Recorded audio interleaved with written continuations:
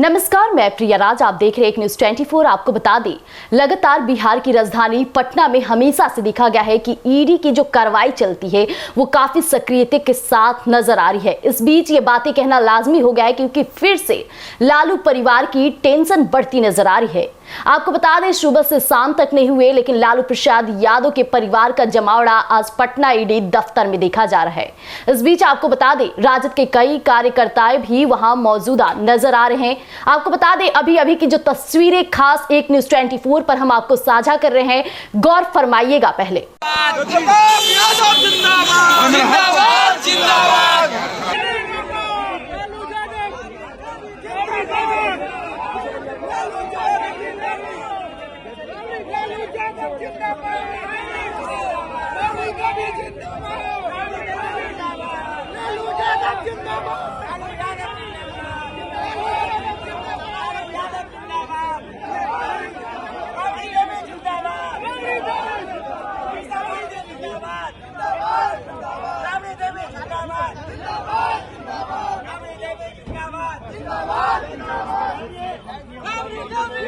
System से company बनाई गई और राबड़ी देवी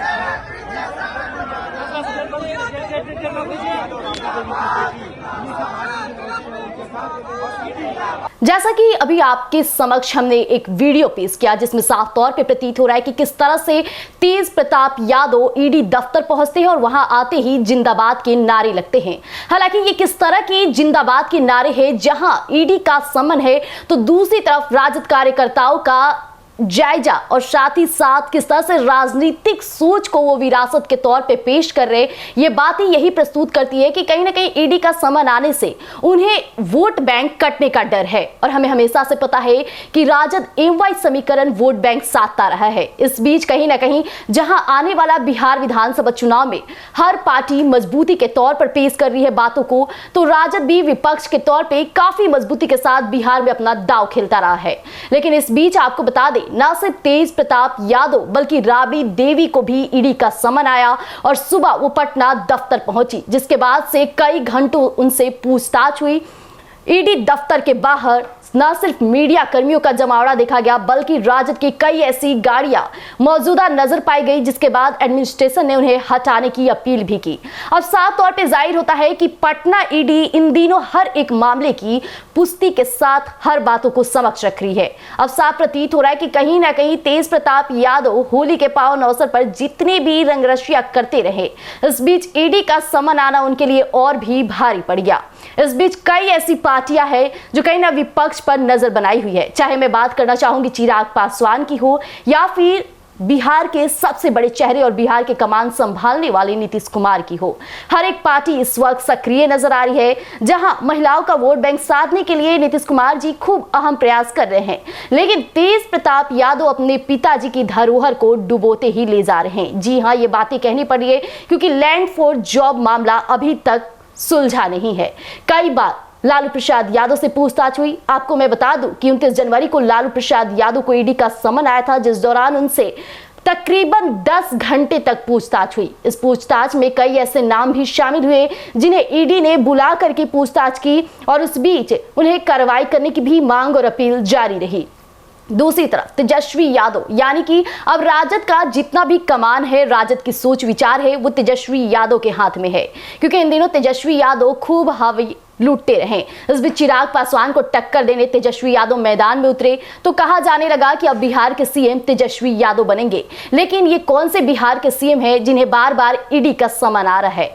आपको बता दें, कहते हैं ना कि कई बार ऐसी बातें होती है कि पिछली चीजों को भुला दिया जाता है, लेकिन लैंड फॉर जॉब मामला एक ऐसा मामला है जो आज तक उतना ही ज्यादा सक्रिय और तूल मचा है कि कई बार राजद को अपने नामो निशान तक मिटाने को मजबूर हो जाते हैं। और यही कारण है कि फिर से राबड़ी देवी और तेज प्रताप यादव को आज पटना ईडी दफ्तर बुलाया गया, जिसके बाद से कई घंटे से पूछताछ हुई और पूछताछ के बाहर जैसे तेज प्रताप यादव बाहर आते हैं तो राजद कार्यकर्ताओं के द्वारा जिंदाबाद के नारे लगाए जाते हैं, जो कहीं ना कहीं राजनीति में इसे लेकर खूब बवाल किया जा रहा है। अब जो पक्ष पार्टियां हैं इस पर अपनी राजनीति रोटियां सेकना शुरू कर दिए हैं। मैं बात कर रही हूं जदयू पार्टी की, जो लगातार आरजेडी पार्टी की एक छोटी सी छोटी गलतियों को रूबरू करा रहे हैं जनता के बीच। लेकिन आपको बता दें कि अभी सुबह के शाम नहीं हुए हैं, लेकिन आरजेडी पार्टी की हावी शुरू हो चुकी है। इस बीच राजद कार्यकर्ता अपने दफ्तर को छोड़कर पटना ईडी दफ्तर पहुंची हैं। तेज प्रताप यादव का स्वागत करें, लेकिन यह स्वागत किस काम का, जब ईडी का समन जारी हो जाता है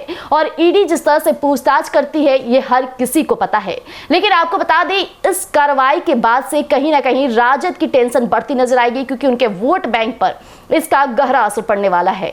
क्योंकि बिहार विधानसभा चुनाव में हर कोई पॉजिटिव चीजों को सामने रख रहा है, तो दूसरी तरफ आरजेडी पार्टी की सिर्फ नेगेटिविटी ही सामने आ रही है। लैंड फॉर जॉब मामले को लेकर तेजस्वी यादव कई बार मीडिया से बातचीत की और वो कहते रहे कि इसमें हमारा कोई दोष नहीं है। अगर रोजगार दिलाना हमारा दोष है तो क्या बिहार के विकास में हमारे पिताजी के तुलनीय कार्य नहीं है। लेकिन इस बीच आपको बता दें कि जहां एडमिनिस्ट्रेशन बोलता है वहां बड़ी बड़ी पार्टियां भी चुप्पी साथ बैठी है, और यही खेला अभी आरजेडी पार्टी के साथ साथ लालू प्रसाद परिवार पर टूटा हुआ है।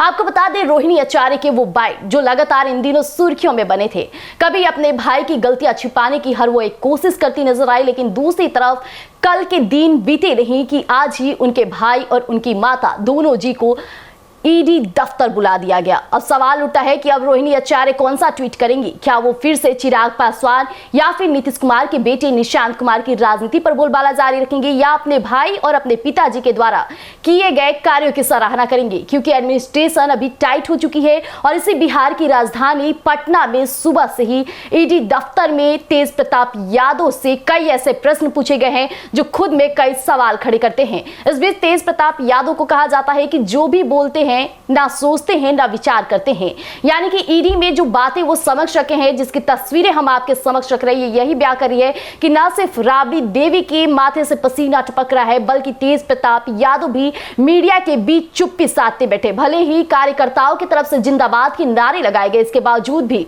तेज प्रताप यादव और राबड़ी देवी की टेंशन बढ़ती ही जा रही है, जिसका खमियाजा आने वाले बिहार विधानसभा चुनाव में उन्हें भुगतना पड़ेगा। तो ऐसी तमाम अपडेट्स के लिए और सनसनीखेज के लिए हमारे साथ जुड़े रहिएगा।